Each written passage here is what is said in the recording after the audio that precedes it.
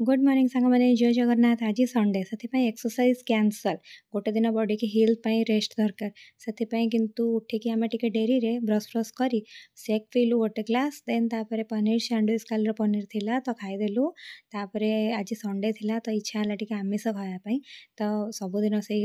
माने ऑस्ट्रेलियन कुकुड़ा और ब्रॉयलर खाई होटेल खाई भल लगुन से आम स्पेशल रिक्वेस्ट गोटे सांग बहुत कष्ट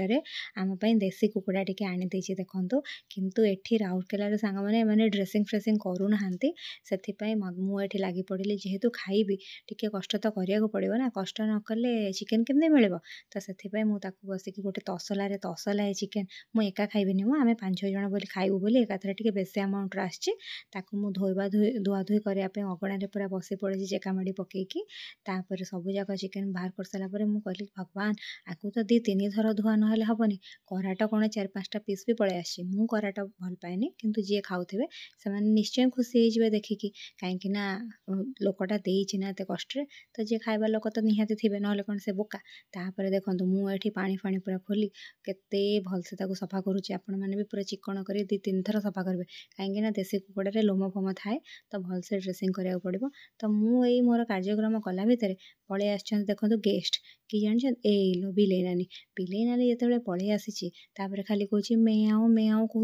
मु कहली ना ना तू आसपारूनी कहीं एत कष्ट मुझे ते थोड़ी ना मुझे पारि तू जब सब खाईदेबू आम पिला सब कौन खाइबे माने मो सांग मैंने सब आम खाईपारूनी ये तो सब खाईदेव आकू तो पूरा निहंटा ना जिते देले भी किंतु सी तो भारी मन दुखे बसला गलानी मु कहली हौ जदि एत परिश्रम कर 2टा बेलू आसो आम रोषे सले तापर देखो मुझे तेल पकईदेली तेल सहित पियाज फियाज भी काटिदे आलू को आग टे भाजीदेली हाल्का ब्राउन हवा जाए आलूटा को भाजबे देखो ना सीझीबनी तापर आमर चिली पनीर भी एपटे पल्ले भी रेडी कर सारा इनग्रेडिएंट्स एपटे मु तेल रे गोटा मसला सब पकईची तापर मु गोटा धनिया गोटा जीरा लंका गुंड पियाज रसुण अदा नहीं के पेस्ट करदेली जोटा कि मु ऑलरेडी 5टा पियाज नहीं के एमती कसुली से हल्का बादामी है मु सबूक चिकेन से पकईकी मसला को रेडी कर सारा देखूँ एमती आप बस 5-7 मिनिट 15 मिनिट जाए घाटे कहीं देसी कुकुड़ा टे कषि हवा टाइम लगुच तो मुझे पूरा प्राण प्राण लगे घाटुची 1.5 किलो पखापाखि चिकेन थिला ये देखो लेग पीस ये देखो तेल बाहरी आसलानी तामाने मसला पूरा कषि हो गलानी बहुत भलसे ता कलर भी बहुत भल आसी आलू भी सीझी गलानी किंतु पखापाखि अध घंटे भी है देन तापर भाविली कि कषा किए खाइब एटा दिनटा रुटी रे कहीं कषा खाइबेनी किंतु से टिके सेमी ग्रेवी रखी भाविकी से मुझे गरम पानी देली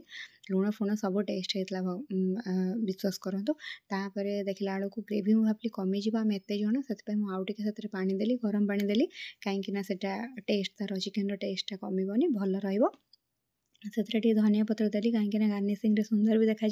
धनिया पत्र बास्नाटा भी बहुत भल लगे सब रेडी हो सारापर केते सुंदर देखा लाड़ बोहलानी पाटिरू ना हो आपण मैंने भी एमती कर खाइबे तापर जो सांग आसला दे सारिकी आम ये लंच रे brown bread chilli paneer chicken कषा और टे रायता खाई शोई पड़लु शोईकी उठला बेलू सांग कहला टे बटर मिल्क बनाऊनु माने छाछ आम तापर धनिया पुदीना आंब कषिया अदा